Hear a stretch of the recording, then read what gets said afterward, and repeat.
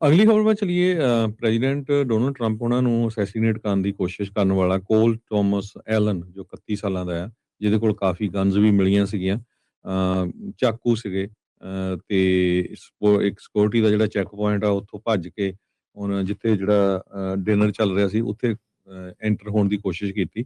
ਸੋ ਉਹਨੂੰ ਚਾਰਜ ਕੀਤਾ ਗਿਆ to assassinate president Donald Trump, ਤੇ ਉਹਨਾਂ ਨਾਟ ਗਿਲਟੀ ਪਲੀਆ ਜਿਹੜਾ ਕੀਤਾ ਹੈਗਾ ਆ।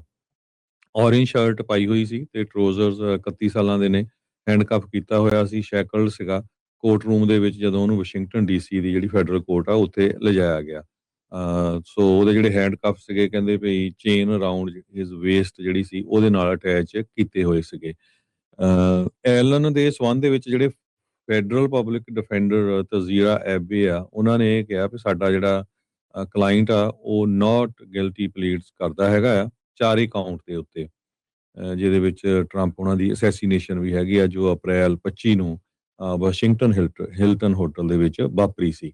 Assistant US attorney Charles Jones ਜੋ ਆ, ਉਹਨਾਂ ਨੇ ਕੋਰਟ ਨੂੰ ਐਡਵਾਈਜ਼ ਕੀਤਾ ਵੀ ਅਸੀਂ ਜਿਹੜੇ ਆ ਜਿਹੜੀ ਸਾਡੀ ਡਿਸਕਵਰੀ ਆ ਉਹ ਅਸੀਂ ਪੇਸ਼ ਕਰਨਾ ਸ਼ੁਰੂ ਕਰਾਂਗੇ ਤੇ end of this week. Officials ਇਹ ਕਹਿ ਰਹੇ ਆ ਵੀ ਐਲਨ ਇੱਕ ਕੈਲੀਫੋਰਨੀਆ ਦਾ ਸਾਬਕਾ ਜਿਹੜਾ ਟੀਚਰ ਸੀ, ਸਾਬਕਾ ਤੇ ਨਹੀਂ ਮੌਜੂਦਾ ਟੀਚਰ ਸੀ, ਇੰਜੀਨੀਅਰ ਸੀ, ਤੇ ਉਹਦੇ ਕੋਲ ਗਨਜ਼ ਸੀਗੀਆਂ, ਕਾਫੀ ਚਾਕੂ ਸੀਗੇ। ਤੇ ਜਦੋਂ ਉਹ ਸਿਕਿਉਰਿਟੀ ਚੈੱਕ ਪੁਆਇੰਟ ਤੋਂ ਨੱਠ ਕੇ ਜਿੱਥੇ ਟਰੰਪ ਹੋਣੀ ਤੇ ਹੋਰ ਵਾਈਟ ਹਾਊਸ ਦੇ ਆਫੀਸ਼ੀਅਲ ਸੀਗੇ ਐਂਟਰ ਕਰਨ ਦੀ ਕੋਸ਼ਿਸ਼ ਕੀਤੀ ਉਸਨੇ, ਜਦੋਂ ਉਸ ਨੂੰ ਸੀਕ੍ਰੇਟ ਸਰਵਿਸ ਨੇ ਜਿਹੜਾ ਫੜ ਲਿਆ।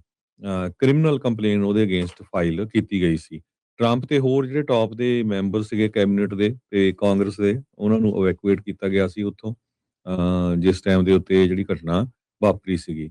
ਸੋ ਉਹਨਾਂ ਕੁਝ ਸੈਲਫੀਆਂ ਵੀ ਲਈਆਂ ਸੀਗੀਆਂ ਹੋਟਲ ਰੂਮ ਦੇ ਵਿੱਚ ਜਦੋਂ ਉਹ ਅਟੈਕ ਕਰਨ ਜਾ ਰਿਹਾ ਸੀ, ਇਹ ਪ੍ਰੋਸੀਕਿਊਟਰਸ ਨੇ ਕਿਹਾ। ਤੇ ਕਹਿੰਦੇ ਵੀ ਬਲੈਕ ਬਟਨ ਡਾਊਨ ਸ਼ਰਟ ਤੇ ਬਲੈਕ ਪੈਂਟ ਫੋਟੋਆਂ ਆਈਆਂ ਸੀ ਉਹਨੇ ਜਿਹੜੀਆਂ ਜਿਹੜੀ ਸਾਹਮਣੇ ਪਾਈ ਨਾ ਹੋਈ ਸੀ।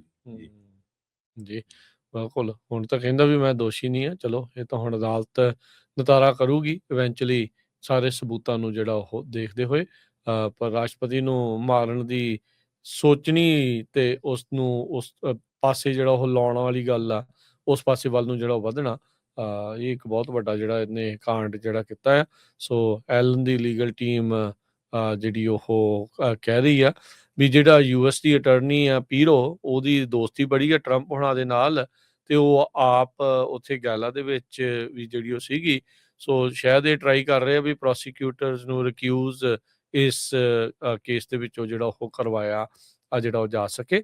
ਸੋ ਉਹ ਕਹਿੰਦੇ ਵੀ ਡਿਪਾਰਟਮੈਂਟ ਆਫ ਜਸਟਿਸ ਦੇ ਜਿਹੜੇ ਟੌਪ ਦੇ ਅਫੀਸ਼ੀਅਲਸ ਆ, ਉਹਨਾਂ ਦੀ ਡਾਇਰੈਕਟ ਇਨਵੋਲਵਮੈਂਟ ਹੈਗੀ ਆ ਇਸ ਨੂੰ ਪ੍ਰੋਸੀਕਿਊਟ ਕਰਨ ਦੇ ਲਈ, ਤੇ ਕਹਿੰਦੇ ਵੀ ਉਹਨਾਂ ਨੂੰ ਡਿਸਕੁਆਲੀਫਾਈ ਕਰ ਦੇਣਾ ਚਾਹੀਦਾ ਆ ਇਸ ਕੇਸ ਦੇ ਵਿੱਚੋਂ, ਉਹਨਾਂ ਨੂੰ ਬਾਹਰ ਜਿਹੜਾ ਉਹ ਕਰ ਦੋ। ਕਹਿੰਦੇ ਵੀ ਜਿਹੜਾ ਅਟਾਰਨੀ ਜਨਰਲ ਟੌਡ ਬਲੈਂਚ ਤੇ ਯੂਐਸ ਦੀ ਅਟਾਰਨੀ ਜੀਐਨ ਪੀਰੋ, ਉਹ ਖੁਦ ਉਹ ਇਵੈਂਟ ਅਟੈਂਡ ਕਰ ਰਹੇ ਸੀ ਜਿੱਥੇ ਐਲਨ ਭੱਜ ਕੇ ਸਿਕਿਉਰਿਟੀ ਚੈੱਕ ਪੁਆਇੰਟ ਤੋਂ ਸ਼ਾਟਗਨ ਜਿਹਨੇ ਜਿਹੜੀ ਉਹ ਫਾਇਰ ਕੀਤੀ ਸੀਗੀ। ਸੋ ਨਾਟ ਗਿਲਟੀ ਤਾਂ ਉਹਨੇ ਪਲੀ ਕਰ ਲਿਆ, ਪਰ ਕੀ ਆਪਣੇ ਆਪ ਨੂੰ ਨਿਰਦੋਸ਼ ਸਾਬਤ ਕਰ ਸਕੇਗਾ, ਇਹ ਜਿਹੜੀ ਇੱਕ ਵੱਡੀ ਗੱਲ ਰਹੇਗੀ।